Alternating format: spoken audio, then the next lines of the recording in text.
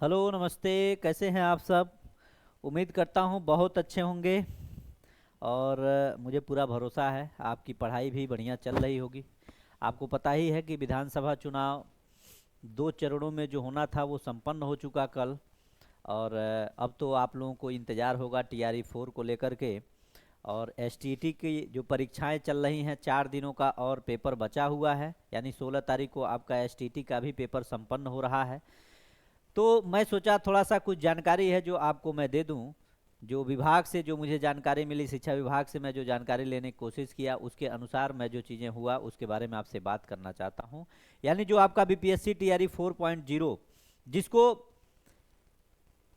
First phase का जब चुनाव था उससे एक दिन पहले जो नोटिस निकली थी उस नोटिस के बारे में मैं जानकारी देना चाहता हूं। उस नोटिस की क्या सच्चाई थी और उसको किस रूप में हम लोगों ने पढ़ा था, किस रूप में हमने देखा था। क्योंकि उसमें अगर आप थोड़ा सा देखेंगे तो यहाँ पे लिखा हुआ था कि 1 to 5, 6 to 8, 9, 10th और 11, 12th को लेकर के जो बातें हो रही थी उसमें एक कयास जरूर लगाया गया था कि क्या हमने उसके एक दिन पहले कहा था कि लगभग 90,000 पदों पे बहाली आपको देखने को मिलेगी।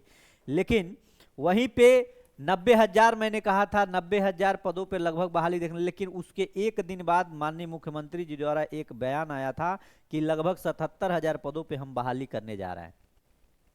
उसके तुरंत बाद, उसके एक दिन बाद शिक्षा विभाग के द्वारा एक नोटिस निकलता है और इस नोटिस के माध्यम से ये चीजें दर्शाई जाती हैं कि 3 दिनों के अंदर यानी कि 72 घंटे के अंतर्गत आप लोग 4 जिलों को छोड़ करके, जिनमें जिला भी यहाँ पे आपको दिया गया था, और जिला कौन कौन सा दिया गया था कि इसमें जैसे भागलपुर था, बांका था, और इसी तरह से 4 जिलों का नाम दिया गया था। 4 जिलों को छोड़ करके जितने अतिरिक्त और जिले बाकी हैं उन सभी जिलों के द्वारा ये कहा गया, उन सभी जिले के जिला शिक्षा पदाधिकारी को ये आदेश दिया गया कि 3 दिनों के अंदर आप रिक्तियों का पूरा विवरण भेजेंगे।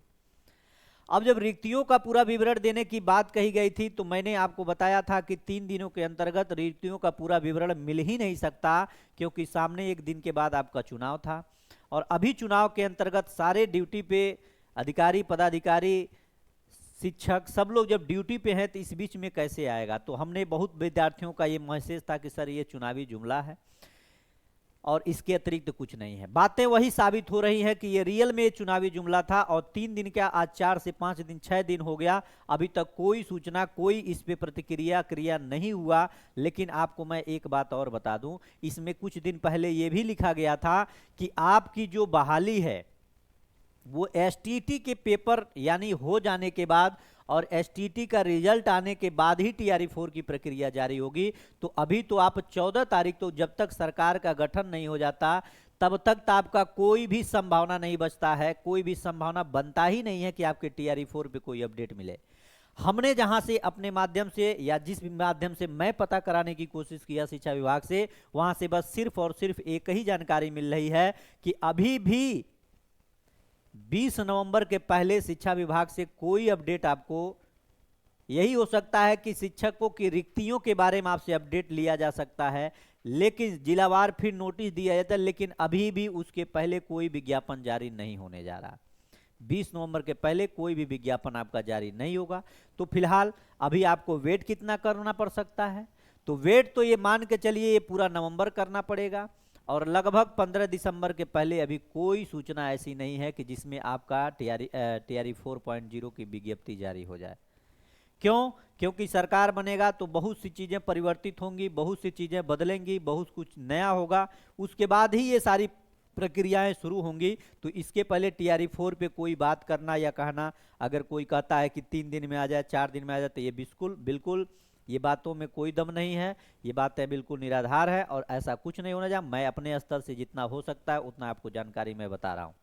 लेकिन जो एसटीटी के अभ्यर्थी हैं जिनकी परीक्षाएं हो गई हैं या आने वाले 4 दिनों में जिनकी परीक्षाएं हैं, वो अच्छे से अपना पढ़ करके बढ़िया से रिवीजन करके पेपर दें, क्योंकि आपको मौका मिलने जा रहा है, मिल रहा है।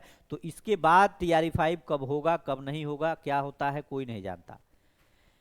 तो आप लोग एक अच्छे से बढ़िया से जो भी चीज को आप गाइड करते हैं, फॉलो करते हैं, यूट्यूब के सहारा को कम लीजिए और अच्छे से अपने किताब को पढ़िए, जो नोट्स बनाए उसके अनुसार पढ़िए। जितना हो सके प्रीवियस ईयर को सॉल्व करिए, बीपीएससी द्वारा जो पेपर आयोजित किया गया उसको सॉल्व करिए।